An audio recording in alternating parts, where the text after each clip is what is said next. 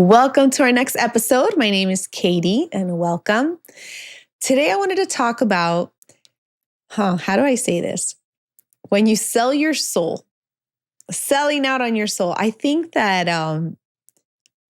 what a messed up joke it is to live in this world and constantly being tested on, are you going to sell out on your soul or are you going to do it?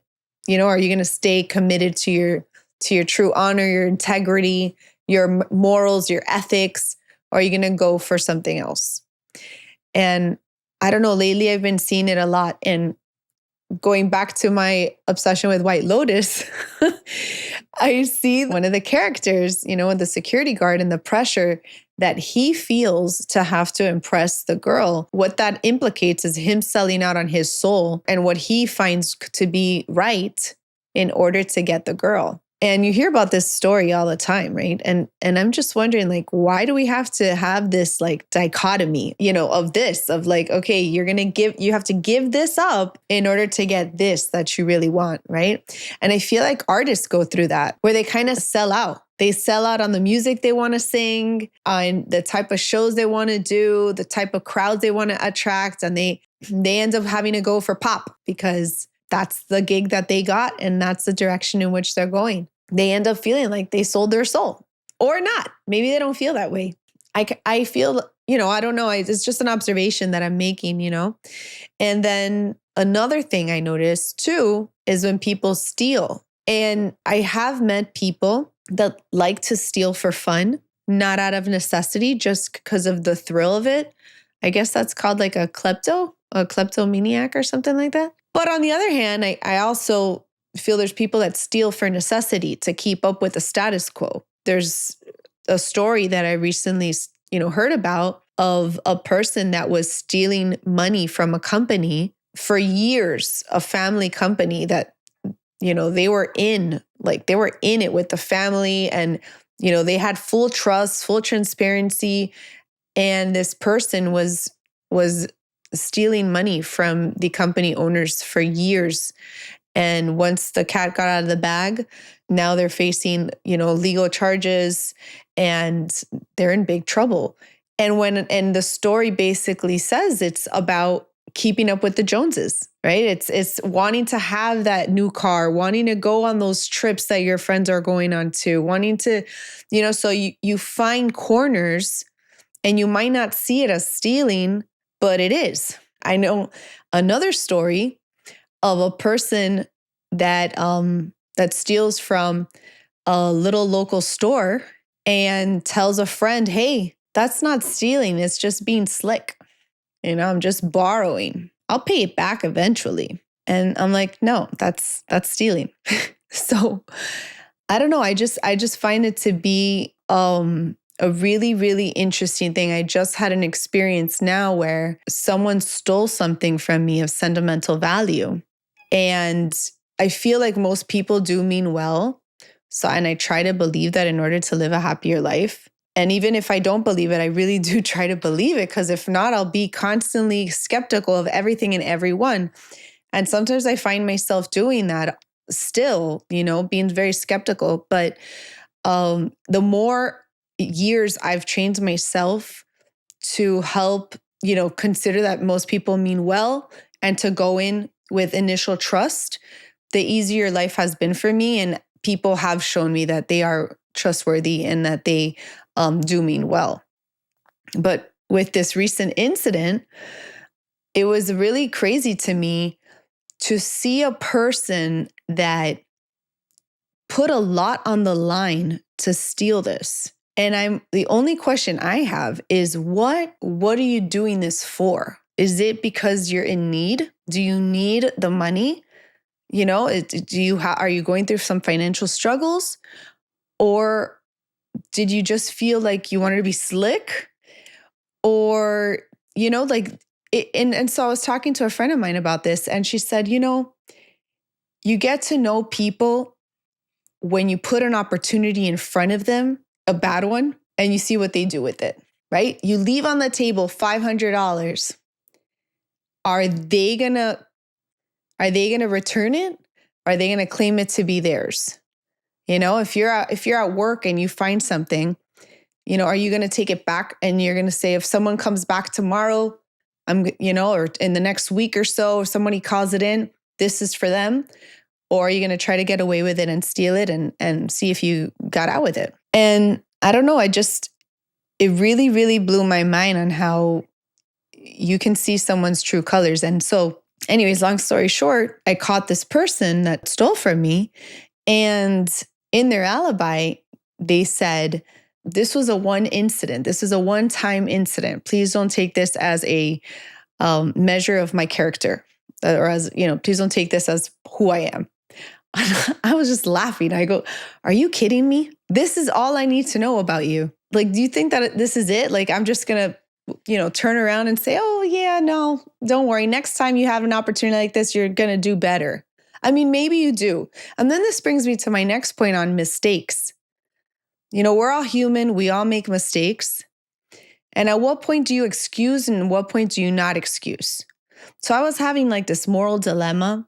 There's a question on this personality test that asks, do you value justice or do you value mercy? So mercy is forgiving someone when they've done something wrong. And justice is saying you did something wrong, you have to pay the consequences, right? So this person got in trouble for what they did to me. It's kind of crazy because part of me feels really bad for this person because I know what it's going to do to their life or a current situation. And so I'm like, that really sucks for this person. Had they just made a better choice, this wouldn't have happened to them. But now this one little moment in time, this one little like golden nugget that they put in front of you and you took it like, instead of just like doing the right thing, you know what I mean? And part of me wanted to be like, I forgive you. Like, don't worry. Like, just continue your life as you need to, and that's it. But then another part of me was like, I'm sorry, but I can't trust you anymore. So you cannot be in the same situation again with me. I think that dilemma that we go through is, I feel like constantly they have to know, like, when do you forgive someone and when do you say this is it? Like, I'm not giving another chance. Like, what are the things that you would forgive? That's what I would like to know. They're like that saying that Oprah has that or Maya Angelou, when they're like, if someone shows you their true colors, believe them. So, this person showed me their true colors. I believe them.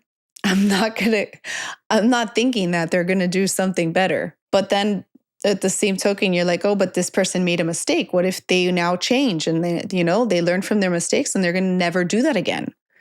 Are you going to stick around for that? Like, what would be your basis for forgiving someone? The other thing is, you're an adult.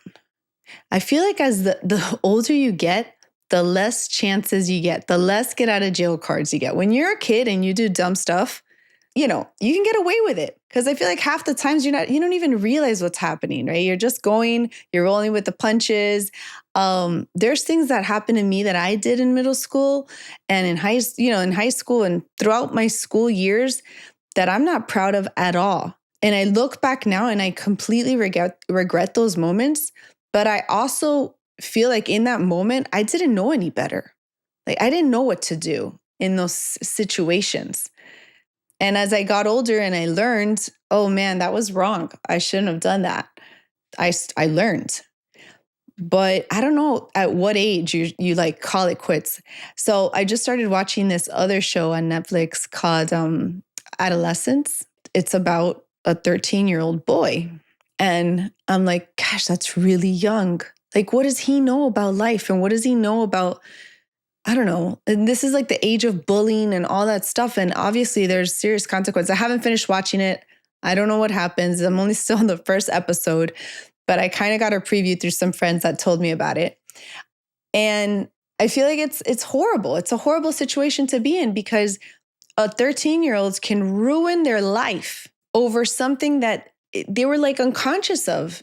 And it's not until later that they realize and they're more mature and they've gone through life experiences that was wrong, So I don't know, I just think that that's messed up, that life has this way of testing you And also, how about all the people that end up selling their souls for an uninspiring job?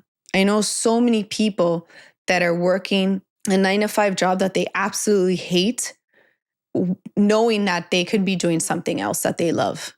And that sucks. And I know that obviously we have to do it, right? We have needs. We have to pay our bills. We want a better life. Like sometimes you're like, oh, if I was in that situation, I would never do that. I would never forgive them. I would never, take that route.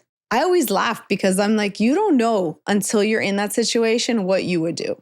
And it's so true. I've seen so many people, including myself, think a certain way. And then once I'm in that predicament, I consider other things. I don't consider what I thought I was going to do. There was another lady was telling me a story on how she lost a baby. And one of the girls was like, well, that's why I don't believe in God. And we're like, okay, well, but if you don't believe in God, how do you live? Because you're walking around not having hope. And if you don't have hope, then what do you live for? Because everything will just look hopeless and with nothing, there's nothing left, And it's just crazy how people have different perspectives, because one person, the worst thing can happen to them and they become even more hopeful and get stronger beliefs in God. And something like that can happen to someone else and they will lose complete faith in God or whatever they believe in. And I guess it's just life is not fair. And I think all of us have that wishful, idealistic hope that it is, and that somehow everything ends up looking brighter and being, everyone gets everything that they want. But I always feel there's a sacrifice. There's a sacrifice that you make. There's a sacrifice that we make to get something else that we want. And there's this measure of how much do we need it or want it, and how much are we willing to sacrifice. I wish I can say that we can just have everything and have it all, but I don't know. Based on these examples and everything that from the origins of time and all the things that happened that Moses did, and you would see stuff and you're like, what? God, why would God do that? Or, if you follow, read the Bible and see all these stories that you don't seem fair at all. I don't think it's ever been fair or kosher or civilized. There's a lot of chaos. So I think it's just finding the peace with the decisions that you make, and knowing that those decisions that you make, they're going to work out. And if they don't work out for you, you can always change your mind. Literally, you can change your mind and change the path that you go on. Nothing is forever. So you make it what you want to make it. And I think that's like the peace that you can find in knowing it. So for example, if you hate your job and you're dying to get out of it because you feel like you're selling your soul out, consider maybe while you're hating your job, finding something else on the side that might fill your soul. And, in the meantime, finding that, right? Finding that harmony. If you can't leave your job, if you could leave your job, do it and go do what you love to do, because you only live one life. But obviously, if you have a lot of family responsibilities, you have an overhead, you're not willing to risk your lifestyle, then those are the things you got to sacrifice, right? You got to, it's a give and take. But I don't know. I think we could find like some harmony between all these different dichotomies and just considerations and tests that we get thrown every day. And somehow, again, it works out. And if it doesn't, you can change it. I don't know. That's how I like to kind of live my life. If not, I stress out. I'm very indecisive, and it's very hard for me to make certain decisions. But lately, I've been just going with the feelings, going with the decisions that feel best to me. And I find that those are not as sacrificial and actually result in, they provide better results. So anyways, I'll leave it at that. This is more of a thought process of what's going on. I don't think I really gave like any like tips here or anything like that, but I wish you could talk to me on the other end and tell me Have you been put in a situation where you feel like you've been tested, ethically, morally, selling out your soul, what makes you happy for something else? And how has that gone for you? How has that been for you? And did you end up at some point changing it, like changing your mind and rerouting? Or are you sticking with it? And how's that worked out for you? So I'd like to know. Let me know in the comments. You can also email me a story if you have one. My email is katie@katiejanecoaching.com. And that's KATIE@KATIEJANE coaching, COACHING.com. Sorry for making it so long. Next time I'll be smarter, but I've honestly been having really complicated emails for about the past 20 years. I'm not sure what's going on with me, but that's been my preference. That's been me not selling out my soul, but it's definitely not practical. So sorry. All right. See you at the next episode. Bye.